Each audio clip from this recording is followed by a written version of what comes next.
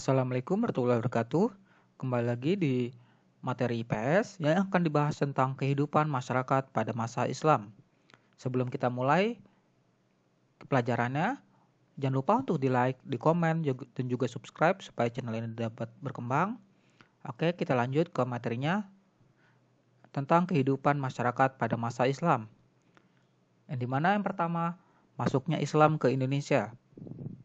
Ada teori yang mengatakan masuk ke Islam ke Indonesia ada 3. Yang pertama, teori Gujarat. Teori ini berpendapat bahwa agama Islam masuk ke Indonesia pada abad ke-13 dan pembawanya berasal dari Gujarat atau Cambai, India. Dasar teori ini adalah kurangnya fakta yang menjelaskan peranan Arab dalam penyebaran agama Islam. Hubungan dagang Indonesia dengan India telah lama melalui jalur Indonesia, Cambai, Timur Tengah, Eropa. Adanya batu nisan Sultan Samudra Pasha yaitu Malik Al-Saleh tahun 1297 yang bercorak khas Gujarat. Pendukung teori Gujarat adalah Snow Hurgronje, W.F. Sutherland, dan Bernard H.M. Fleck. Hal ini juga bersumber dari keterangan Marco Polo dari Venesia, Italia yang pernah singgah di Perlak, Perola tahun 1292. Ia menceritakan bahwa di Perlak sudah banyak penduduk yang memeluk Islam dan banyak pedagang Islam dari India yang menyebarkan ajaran Islam. Teori kedua, teori Mekah. Teori ini menyanggah teori Gujarat. Teori ini berpendapat bahwa agama Islam masuk ke Indonesia pada abad ke-7 dan pembawanya berasal dari Arab, Mesir. Adapun dasar teori ini adalah pada abad ke-7, yaitu tahun 64, di pantai barat Sumatera, sudah terdapat perkampungan Islam atau Arab. Dengan pertimbangan bahwa pedagang Arab sudah mendirikan perkampungan di Kanton sejak abad ke-4. Hal ini sesuai dengan berita Cina. Kedua, kerajaan Samudra Pasai menganut aliran mazhab Syafi'i, di mana pengaruh mazhab Syafi'i itu terbesar pada waktu itu adalah Mesir dan Makkah, sedangkan Gujarat atau India itu penganut mazhab Hanafi. Raja-raja Samudra Pasai menggunakan gelar Al-Malik yang merupakan gelar yang berasal dari Mesir. Pendukung teori Gujarat adalah Hamka, Van Leur, dan T.W. Arnold. Mereka menyatakan bahwa abad ke-13 sudah berdiri kekuasaan politik Islam. Jadi masuknya ke Indonesia terjadi jauh sebelumnya, yaitu abad ke-7. Dan yang paling berperan besar terhadap proses penyebarannya adalah bangsa Arab itu sendiri. Dan teori yang ketiga itu teori Persia. Teori ini berpendapat bahwa agama Islam masuk ke Indonesia pada abad ke-13 dan pembawanya berasal dari Persia, Iran. Dasar teori ini adalah kesamaan budaya Persia dengan budaya masyarakat Islam di Indonesia. Pertama, peringatan 10 Muharram atau Asyura atas meninggal Hasan dan Husain, cucu Nabi Muhammad SAW, yang sangat dijunjung oleh orang Syiah Islam Iran. Di Sumatera Barat, peringatan tersebut disebut dengan upacara tabwik atau tabut. Sedangkan di Pulau Jawa ditandai dengan pembuatan bubur syuro. Kesamaan ajaran Sufi yang dianut Syekh Siti Jenar dengan Sufi dari Iran, yaitu Al-Halaj. Penggunaan istilah bahasa Iran dalam sistem mengeja huruf Arab untuk tanda bunyi harakat. Ditemukannya makam Maulana Malik Ibrahim tahun 1419 di Gresik. Adanya perkampungan Leren atau Leran di Giri, daerah Gresik. Leren adalah nama salah satu pendukung teori ini, yaitu Umar Amir Hussein dan P.A. Hussein Jayadiningrat. Tadi sudah dibahas tentang awal masuknya Islam ke Indonesia, teori-teorinya. Sekarang tentang persebaran Islam di Indonesia, yang dimana melalui perdagangan. Pertama, letaknya Indonesia yang sangat strategis di jalur perdagangan di masa itu membuat Indonesia banyak disinggahi para pedagang dunia, termasuk pedagang Muslim. Banyak dari mereka yang akhirnya tinggal dan membangun perkampungan Muslim. Tak jarang, mereka juga sering mendatangkan para ulama dari negeri asal mereka untuk berdakwah. Hal ini yang diduga memiliki peran penting dalam penyebaran ajaran Islam di Nusantara. Kedua, melalui perkawinan.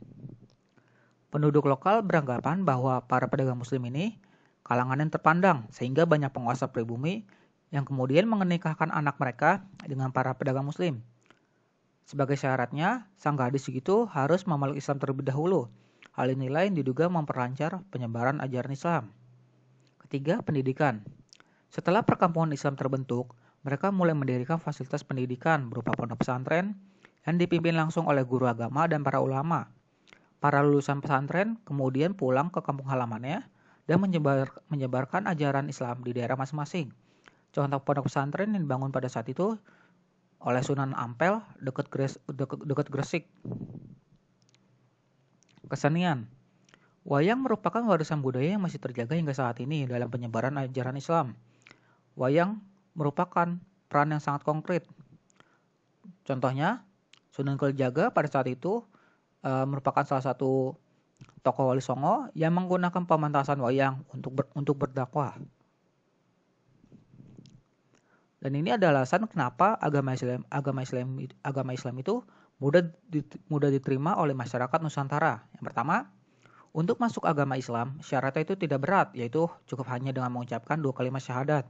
2. Upacara-upacara keagamaan dalam agama Islam itu sangat simpel, sederhana. Ketiga, dalam agama Islam tidak mengenal kasta seperti pada agama lain. 4. Islam tidak menentang adat istiadat dan tradisi setempat, yang dimana penyebaran agama Islam ini di Nusantara dilakukan dengan cara damai. 5. Penyebaran agama Islam semakin lancar di Nusantara akibat runtuhnya kerajaan Majapahit.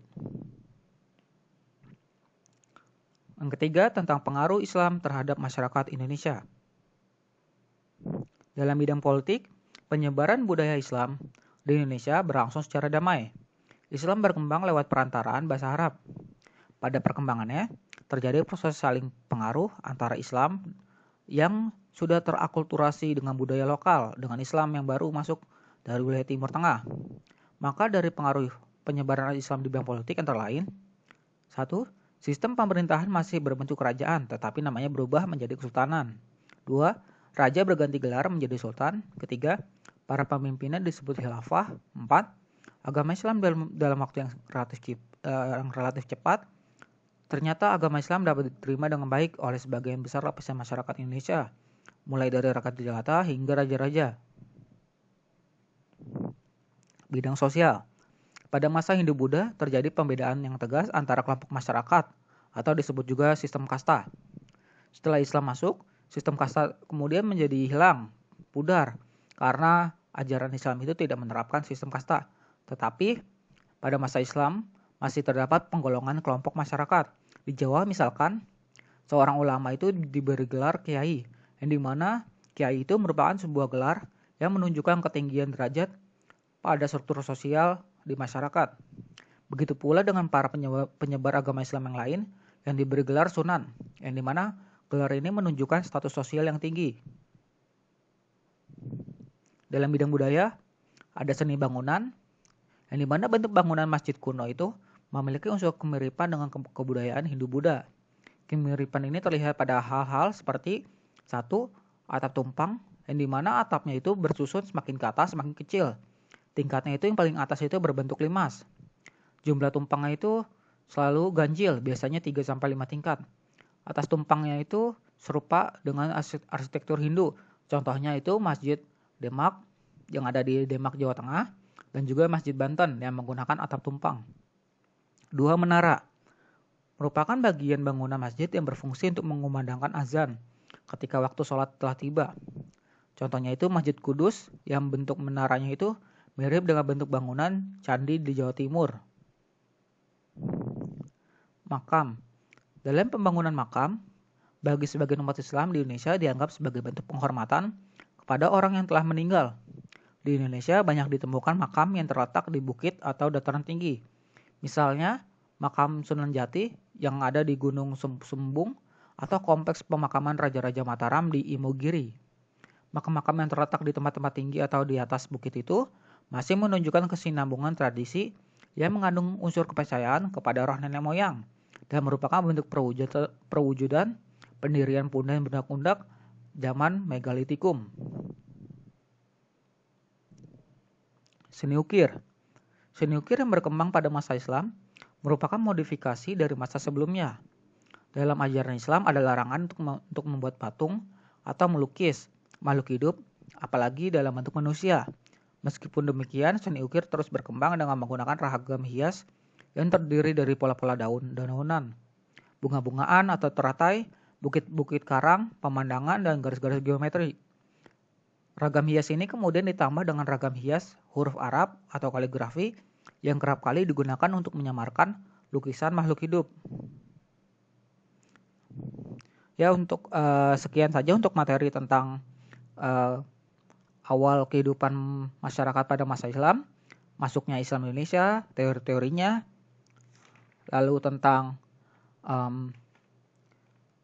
persebaran Islam di Indonesia dan pengaruhnya terhadap masyarakat Indonesia. Nanti selanjutnya akan dibahas tentang kerajaan-kerajaan yang ada di Indonesia serta peninggalannya yang ada di Indonesia. Oke, cukup sekian untuk materinya. Mohon maaf banyak kekurangan. Wassalamualaikum warahmatullahi wabarakatuh.